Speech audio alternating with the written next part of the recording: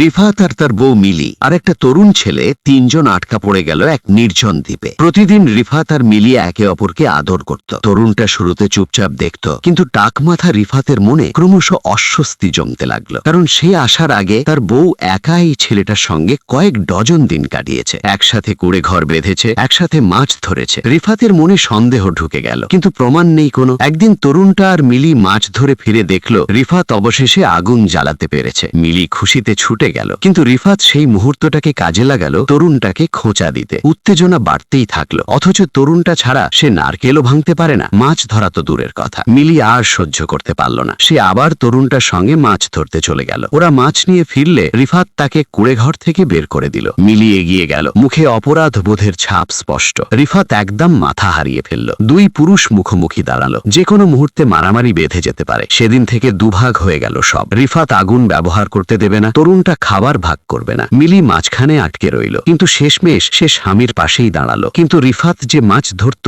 সেগুলো ছোট, বেস্বাদ, এমনকি তার শরীরও খারাপ করে দিত। এদিকে তরুণটা রোজ সামুদ্রিক খাবার খাচ্ছে। শেষমেশ মিলি আর পারল না। স্বামী মাছ ধরতে গেলে সে তরুণটার কাছে চলে গেল, খেয়ে দিয়ে কৃতজ্ঞতায় তাকে একটা চুমু দিল। রিফাত ফিরে দেখল লাঠিতে মাছের কাঁটা পড়ে আছে। সঙ্গে সঙ্গে বুঝে গেল সব। এর উপর তরুণটা তাকে ছোট মাছ ধরার জন্য বিদ্রুপ করলো। রিফাত আর চুকে রাখতে পারল না নিজেকে। তরুণটা ঘুমিয়ে পড়লে সে ডাইভিং গগলস চুরি করলো। এবার সে গভীরে ডুব দিতে পারবে, বড় মাছ ধরতে পারবে। তরুণটা উঠে দেখলো গগলস নেই। বর্ষা তুলে সরাসরি মুখোমুখি হলো। মিলি মরিয়া হয়ে থামাতে গেল। তারপর যা হলো সেটা আর বলে দিতে হয় না। রিফাত যখন গগলস ফেরত দিতে এলো তখন লক্ষ্য করলো তরুণটার রাগ উবে গেছে। মিলি চোখ তুলে তাকাতে পারছে না। সেই মুহূর্তে সব পরিষ্কার হয়ে গেল তার কাছে। সে না থাকতে সব বদলে গেছে। শেষমেশ আর বুকে ধরে রাখতে পারল না। পুরো শক্তিতে কাঠের বর্ষাটা ছুঁড়ে মারল। তরুণটা সমুদ্রের তলায় ডুবে গেল।